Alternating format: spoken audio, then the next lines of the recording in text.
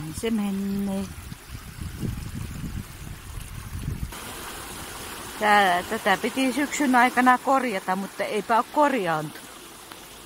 Tää on kans täällä alaosassa vähän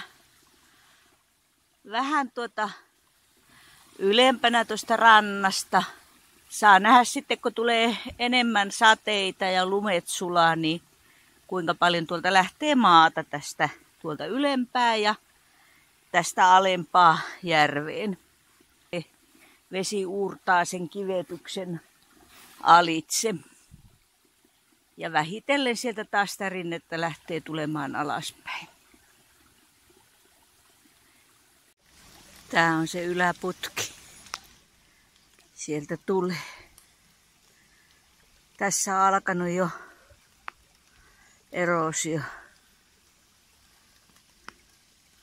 Puro menee tässä jalkojen juuressa alas.